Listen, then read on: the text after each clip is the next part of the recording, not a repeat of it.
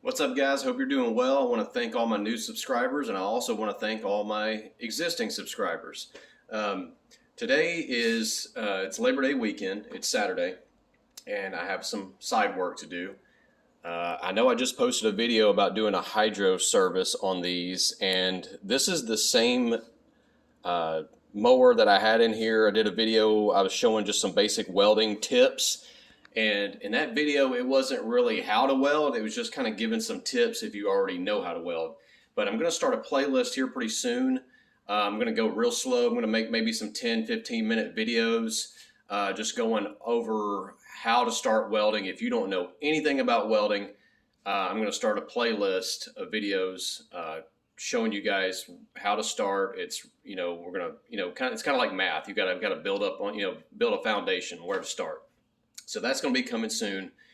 And well, in this video, I want to show you a couple things. I just had a commenter asking about a backfiring issue.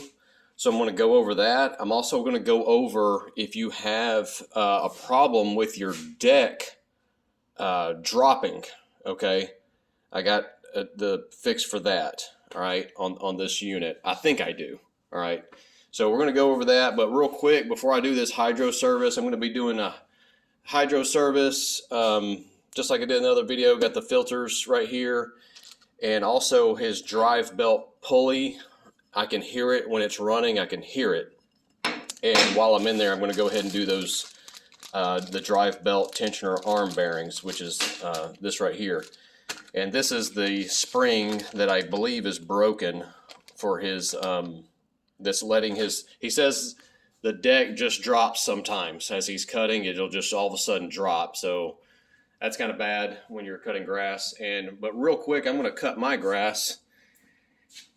One, to cut the grass real quick, but mainly to get the hydros, the oil kind of heated up, and I'm going to change that oil, change that pulley. I don't even know if I'm going to film that, but I think I'm going to show you guys how to look for a vacuum leak. If your engine's running bad, a vacuum leak, and then also we're going to address this deck dropping. And maybe in another video, in a separate video, I'm going to go over how to adjust the deck, the height to. That's a common issue. I do mostly commercial mower guys. Working on these units is probably like 90% of what I do. I do a little, some residential stuff, but these units right here and the standards, mostly what I do at work, and I do all the welding basically, and pretty much almost all the, well, not all the warranty work, but a lot of it. But getting this to correspond with the dial is a common issue, and I'm going to show you guys how to do that. All right, so it's been 1 week, literally 1 week since I worked on this deck. And if you watched that video, I checked the oil and he was about a quart low. So I'm curious to see, before I crank this thing up and cut my grass with it, I'm going to check his oil and see where he's at. I don't know. I'll have to reference the hours in the other video. We're at 1264. All right, so I've taken it out, wiped it off. And again, you don't turn the threads down. You just place it down like that. So he has consumed some oil, and that bottom of that operating range, that's half of a quart, and maybe even a little less than half of a quart. So I'm going to add a little bit of oil there for him and cut my grass. And I'm going to reference these hours. I want to see how many hours he has consumed that much oil. Okay, so I looked at the other video, and he's put 12 hours on this machine. He had 1252, so he's put 12 hours on here. He's only used half of a quart of so he's used 16 ounces of oil in 12 hours. Okay, and that's actually okay. It's like I've said in the past, what's allowable. I'm not saying it's good. It's what's allowable from the engine manufacturers are 1 ounce of oil per hour per cylinder. So he's got a 2-cylinder motor. He's gone 12 hours. So he's allowed to, what's within tolerance or what's allowable, according to them, is he could have burned 24 ounces of oil in those 12 hours. So check your oil. daily. I tell you guys that all the time. It's very important.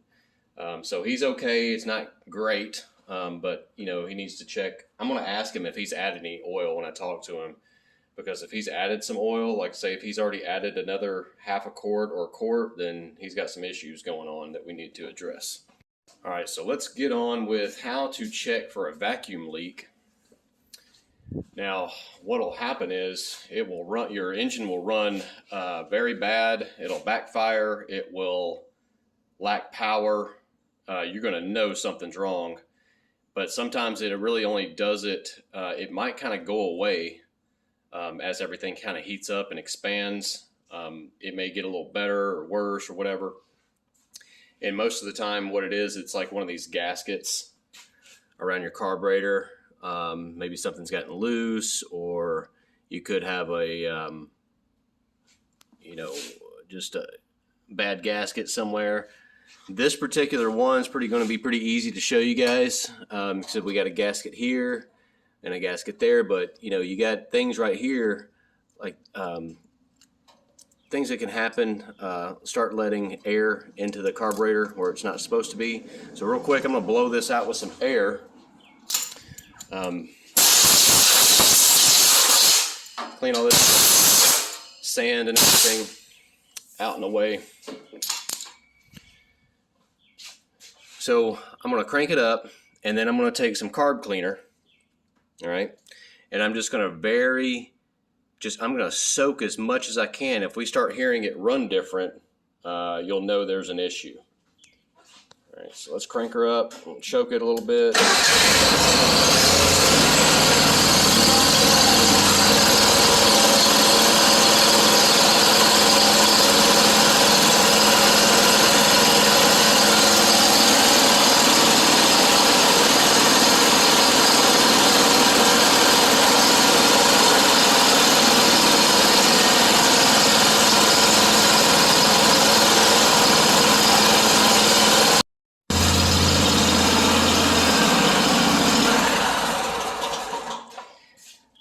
So that was just for demonstration purposes. He's not complaining of any engine running issues, but if you were really wanting to do this, I would take this cover off and spray all on the bottom of this carburetor also.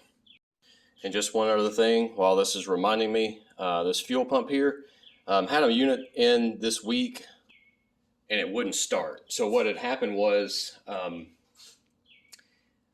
it wasn't the starter, it wasn't the battery, it was actually that fuel pump had let gas get into fill up the cylinders, and when I took the spark plugs out, just gas poured out of the cylinder, and that's what was keeping it from starting. And I go to check the oil, and the crankcase is full of gas.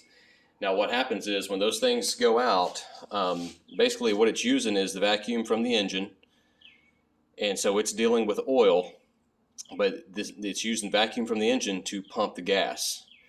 So when that little rubber diaphragm inside of there goes bad, what happens is it allows gas to get into the oil and oil to get into the gas.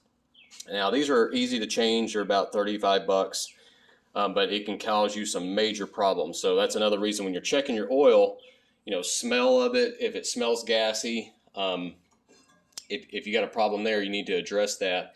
And then if you have to change that, you may need to, if you notice it, you might notice it starting to smoke. And it might be, that's probably a warning sign, because of what it is, it's letting some oil get into the gas and it'll cause it to start smoking. And as I'm looking here, this fuel filter. Now this is just the outside of this fuel filter. I'm gonna kind of scratch it here so I can see inside of here. And yeah. This fuel filter is about $5. That $5 can save you guys thousands of dollars. So I would recommend, especially you commercial guys, man, have spark plugs, fuel filters on hand. And then also your air filter. This one he's got kind of rigged up here because I guess the thing's broken. We'll look at his air filter. This guy, he is not bad on maintenance, but I mean, he does, oh gosh, I'm gonna have to untie this some way. But let's see with that air filter. Kind of not too bad from what I can see. I wasn't prepared for that. I'll have to take that off. That's what I get for trying to film everything one-handed. But anyway, I got this air filters out of there. So this blue one is the inner filter, and this white one is the outer filter. And neither one of them look horrible. The outer one looks better. I'm going to recommend pretty soon that he gets a new one of these. Now what you'll see, oftentimes you'll start seeing holes in this blue one, and you need to get that changed ASAP. So I'm going to put this back on. You can blow these out with some air. Not this blue one. I wouldn't recommend blowing that one out, but I would, you can blow these clean from the inside out and get all that, and then kind of just blow air, down the side. Don't try to blow it directly into the filter, but that'll help extend the life. These things will get clogged up with grass, and it'll start causing engine problems when that thing is, struggling for air.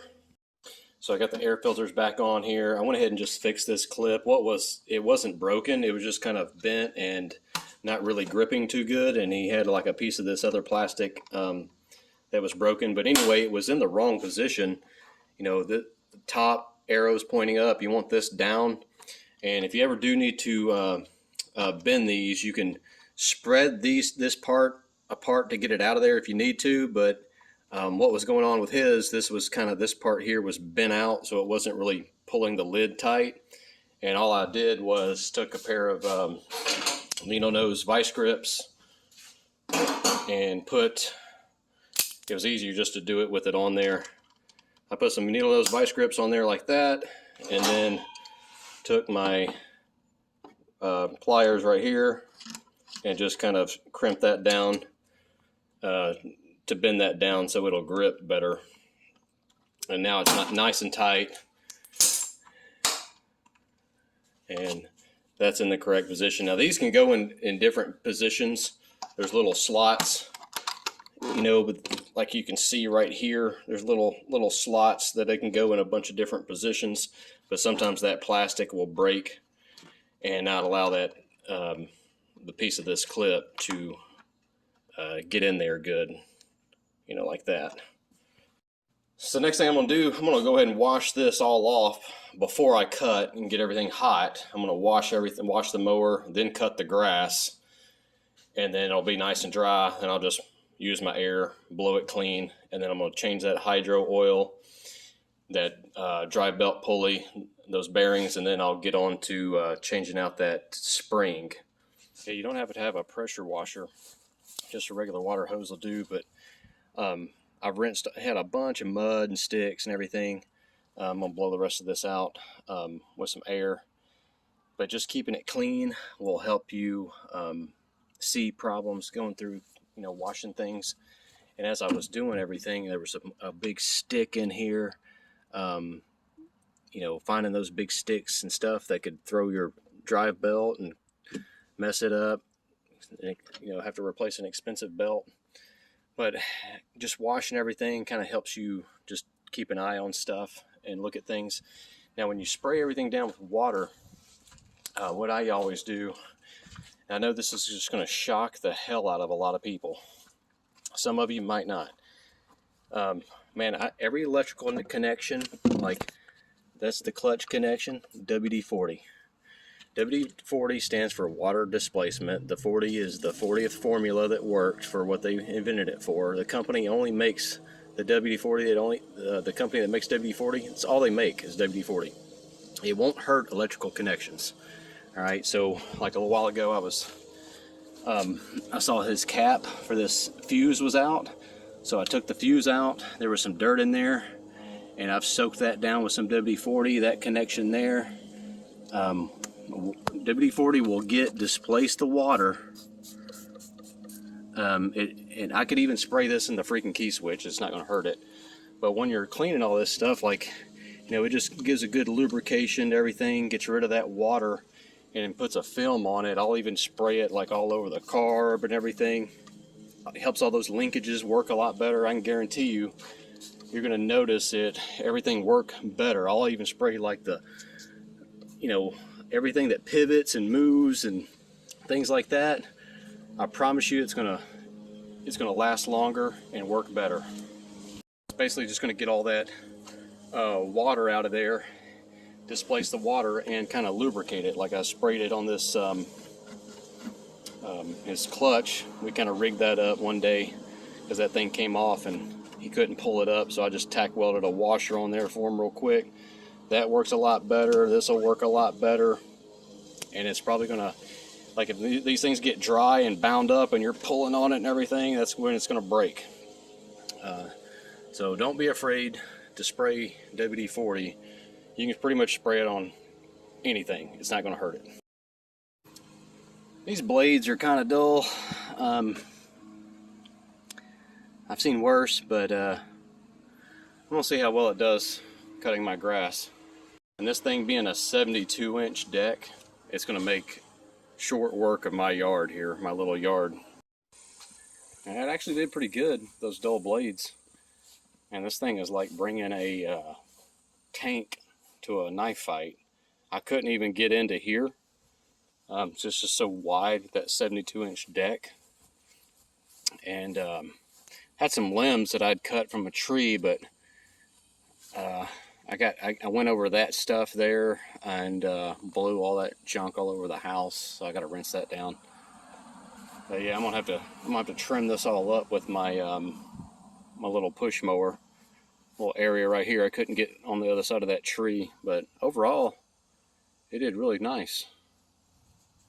So now I'm going to blow all that grass off. I've got the hydros nice and hot now, and it'll be blow all this stuff out of the garage and get in here and change this oil. Alright guys, so I've drained those two plugs. So you got one here and one here, and like I said in the other video, you can spot them because they're the only ones that have the washers. Okay, and this oil isn't looking too bad. I just knew with the hours he had on it, it was time to do it. This is what you want your oil to look like when you do this. You don't want to wait until it looks milky or army green colored, where that has a lot of water in it. This is what you want it to look like when you go to change it. It's not too bad, but he was definitely due for a change. The filter doesn't look terrible. Like I said, he wasn't having any problems out of this hydro. You don't want to wait until you're having problems. You want to do it before then. And just real quick, I'm going to mention I love this work mat here. I got this from Cornwell. There's the part number. I like this thing so well. I got another one ordered. Takes a little while to get. It's gas, oil resistant, and what I like about it is, man, it's perfect weight. It's not too heavy, and I can just kind of kick it around where I want it to be. So I got another one ordered because a lot of times I'll be on one side, want to work on the other side. It's really good. Can't imagine life without it. Now, you know, depending, like a roll around creeper with wheels, you know, that's great, but you know, you're rolling over dirt and things and it just gets annoying. But so I really like this, and sometimes I don't want to be moving so much. So we're anyway getting back on this mower. I've already got my new filter in there, new O-ring, put these plugs back in, so this side is empty. I'm gonna go ahead and drain this side real quick. I'm gonna pop them loose with my impact here, and we'll see what this oil looks like. It should look the same. Oh yeah, it looks good.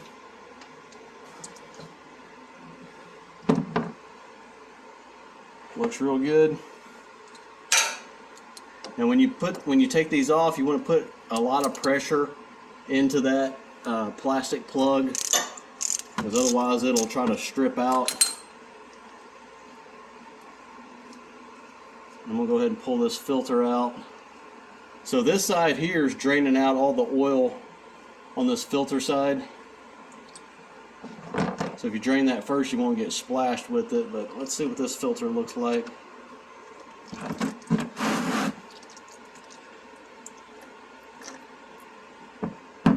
Here's a look inside of there.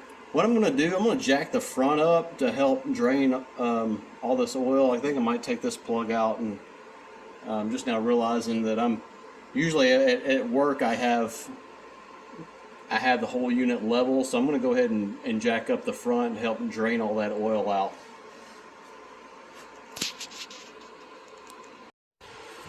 Alright, so I went ahead and jacked up the front, and I got my my stands back here. I normally have them here, but I put them back here just to give me room for my oil pan. So what we're going to do next, I've already put the new O-ring on the cap and got the oil drained out pretty good. Put the new oil filter in here,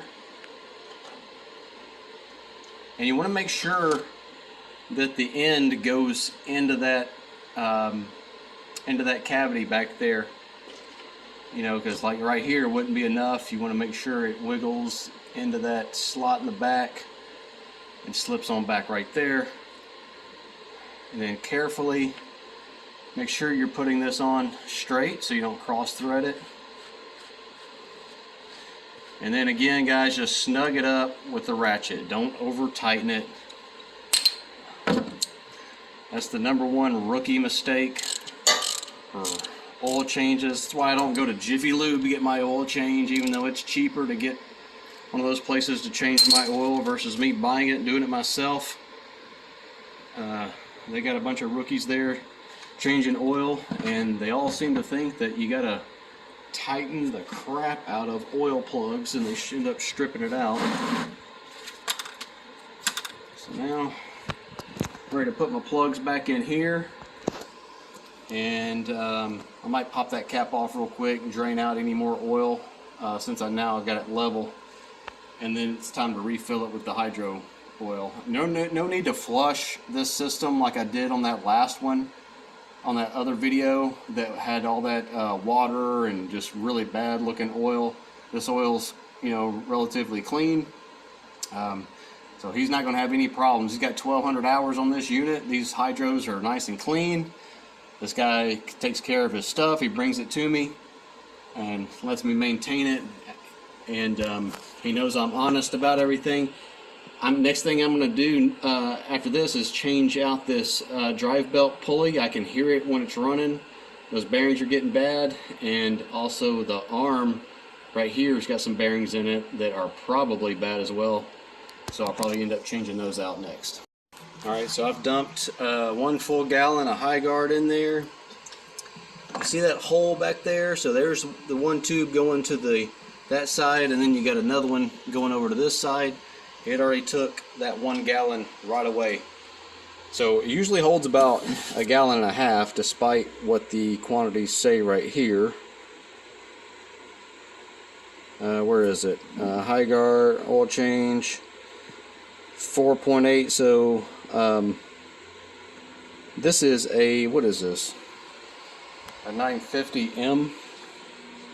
In my experience, it always takes about a gallon and a half. Okay, so I got my 1.5 gallons in there. You can see where the oil is. That's right at the top of this range here. Oh, my light just fell. I always put that light there so I can see this oil better.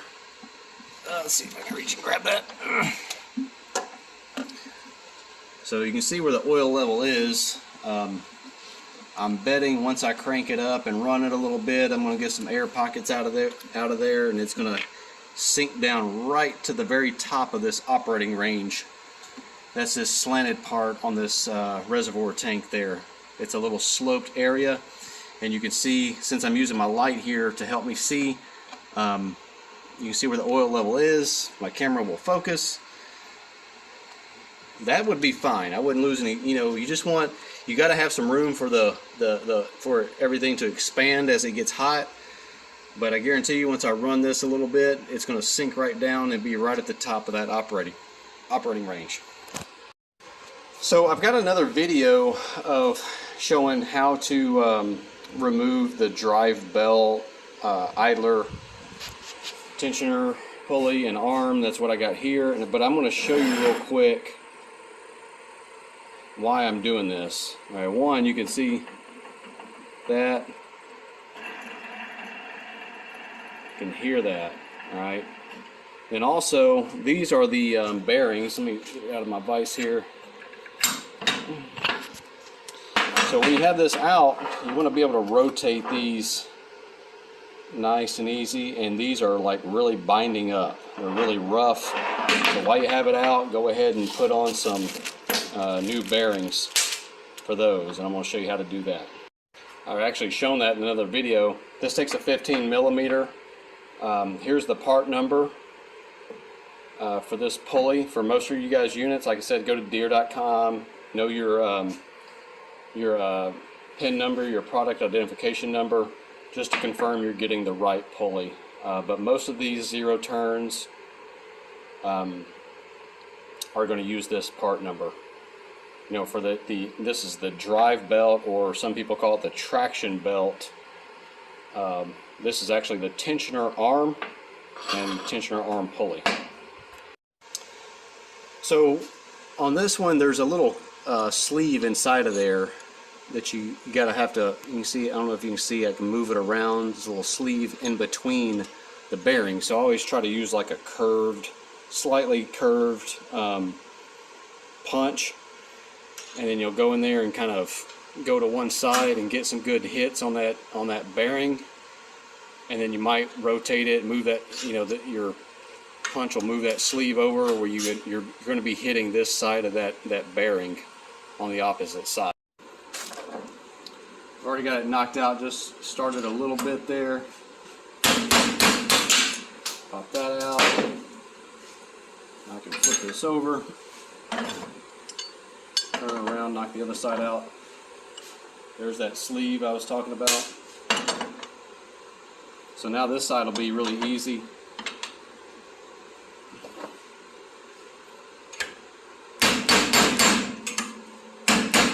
Hit it like 12 o'clock, 6 o'clock, 3 o'clock, 9 o'clock.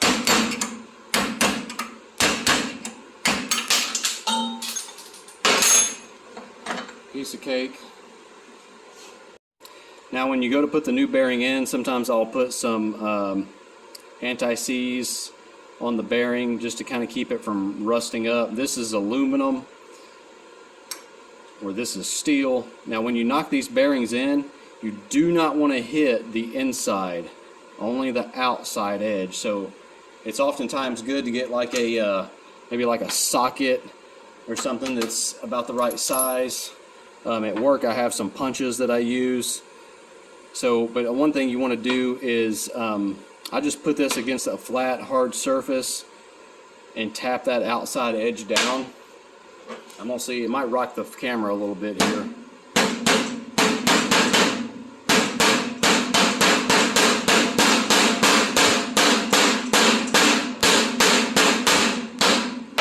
Sorry how loud that was. Now don't forget to put your sleeve in there. And you can put the other bearing in.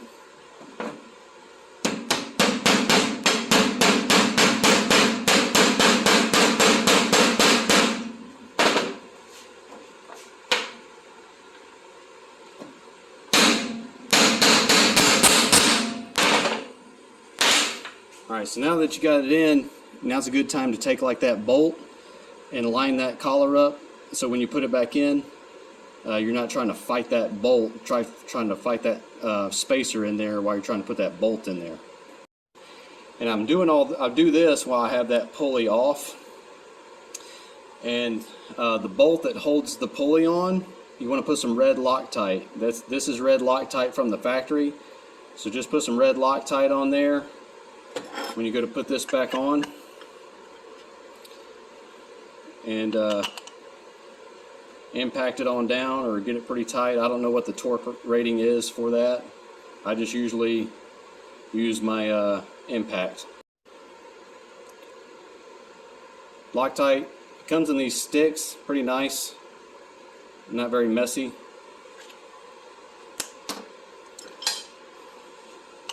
Put it on there. I'm going to send it home with my 12 volt half-inch DCF 900. And no, these videos are not sponsored by anybody, even though I would love them to be.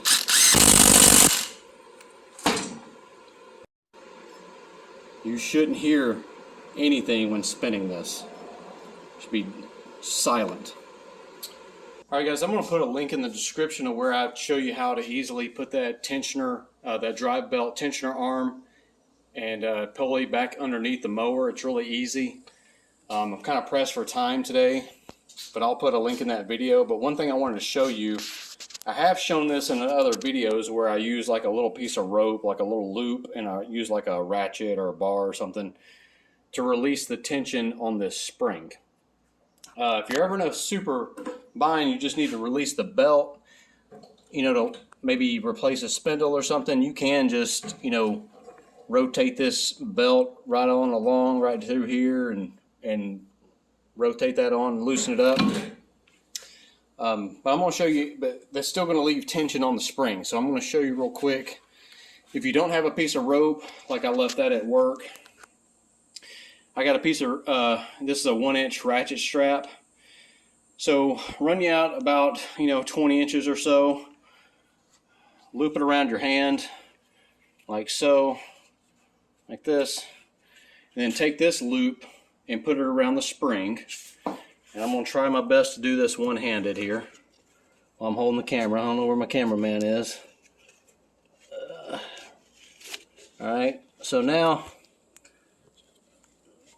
I've got it around that spring, and I'm back here. I can just easily pull straight and release that spring wherever I want it to be. Now when you go to put it back on, you're going to kind of like right now, if I'm just pulling straight and I let it on, let it off, there's, my strap is caught between the spring and this, so just come over here to the side at like a 45-degree angle and pull real hard, and then you can get it out of there. Okay, not a big deal. So that's just a quick, easy way to release that spring, and I'll show you also.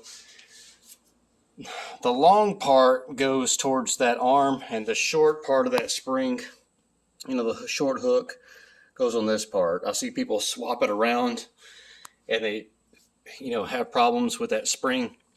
Kind of gets in a bind against this pulley and all that. This is the way it goes. All right, finally, in this video, we're going to cover, I'm going to remove this little spring here. I think the back side is broken.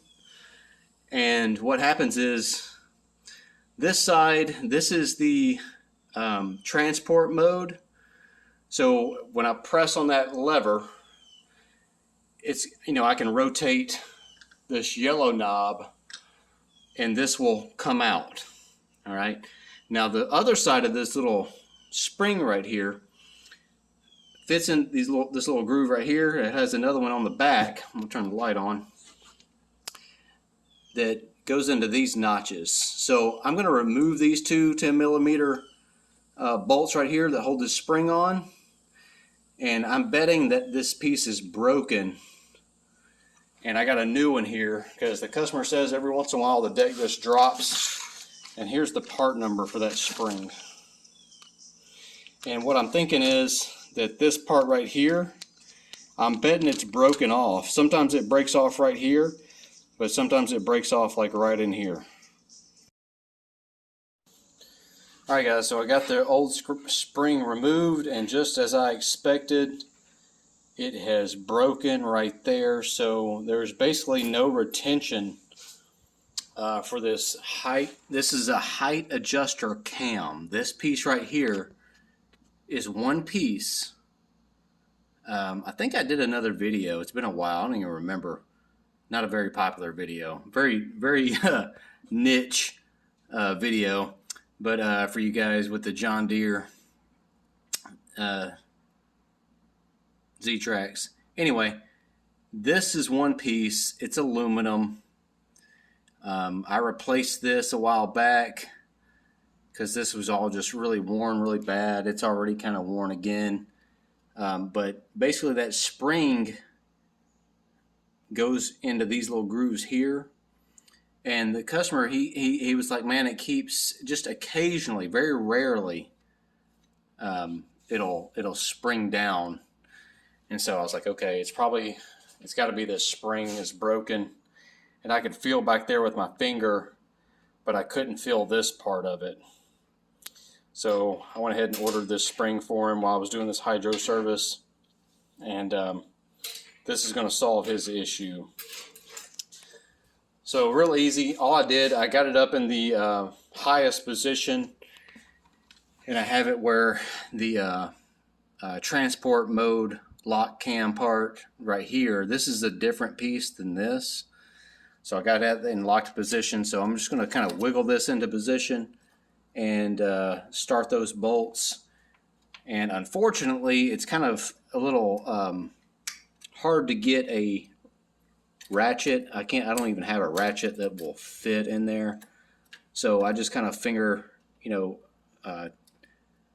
start them with my finger and then tighten them down with the open end of a 10 millimeter. All right, guys, so I got that leaf spring replaced on here. I know that's going to take care of his problem.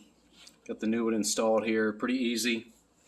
All right, so I know I made this video is already probably a lot longer than I originally intended, but if you own one of these and you already watched this video, let's just go ahead and throw in some more information real quick. So to adjust the height, all right, what you want to do, you want to have the blades going front and back. First, you want to confirm your blades are not bent. All right, so when you jack it up and you want to make sure that your blades are meeting, equally, both sides. And shit. Let me try to hold the camera here. Where's my cameraman at? All right, so get your blades and make sure that the bottom edge is, when they come around like this, make sure they're ideally perfectly in line with each other. Make sure they're not bent. And then what you want to do is set this dial on, like, say, like 4. Get the cam where it's on, like, say 4 inches. Next thing you want to do is properly adjust the air pressure in all 4 tires. Make sure your tire pressure is perfect. All right. Because if this has 10 pounds and that one has 20 pounds, it's going to be off. All right, so do your tire pressure. And then next thing you want to do is you want to get both blades going front and back. And they sell these like gauges at my work, these blade gauges. But, if you have like a tape measure or something, tape measure is going to be harder to do. That little deck height blade gauge thing, it's a yellow gauge. I don't have one now, unfortunately. It's at work. It's a lot easier to do. But one thing you want to do is you want to, let's say you have this set at 4 inches on your little arrow here. So we click this over to 4 inches. So we want to get our blades cutting at 4 inches. Well, you want the front cutting at 4 inches and the back is going to be slightly higher. Now, 1/4 inch to a 1/2 inch is where you want to be. You want it to be about a 1/4 inch to a 1/2 inch higher in the back, but where you want the height of your blade, your grass to be cutting, that's where you want the front edge of that blade when it's going all the way forward to be. Now, what you want to do is take a 3/4 inch wrench. You're going to take this nut right here and loosen it. Take that up. And then another 3/4 inch wrench, I'd suggest like a ratcheting box end to go right here. And this will lower or raise the back side of this deck. And really what it does is it lowers, not only the back side, but also it does pretty much the whole deck. All right. And then you want to take a 3/4 inch wrench right here, hold this, and a 7/16. No, I'm sorry, not a 7/16. 11/16. And crack this loose, spin it back here, And then when you turn this, basically what that does is lower the front pitch. So first, what you want to do is get it level, and then get, either front or back, get this level by adjusting these. And be careful with this, because this threaded bolt here goes into this piece here. And so what'll happen is, if you lower this too much and you only have a few threads of this bolt going into this collar right here, it will strip the thread. So you want to have, several, I would say at least 1/2 inch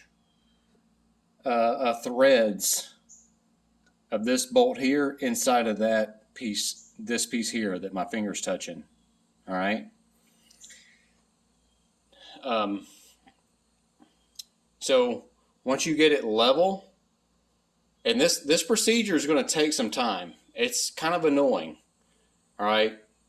Because you're going to constantly have to be going from one side to the other and measuring the blades. So once you get it level, I would say at the back, if you set it on 4 and you got the back end at, like, say 4.5 to 4 1/4, stop right there, and then turn these, because that's going to sit here and raise and lower. And then you'll measure the front of your blades. When it's like this, you'll measure from the ground to the front edge of the blade, to the very tip, right from here to here, and you want to get those at 4 inches. If you have that set at 4 inches on that arrow. All right, so then once you got that set, hold that in place. This is basically a locking nut. Turn this nut tight against this, then turn this nut tight against that, and you should be set. So I hope this video helps you guys out. If you're looking for a vacuum leak, we did a quick hydro service on this. We did the deck falling problem on this unit, and also how to adjust your deck height. So if you like this video, hit the like button. Please subscribe. I'm going to have more coming.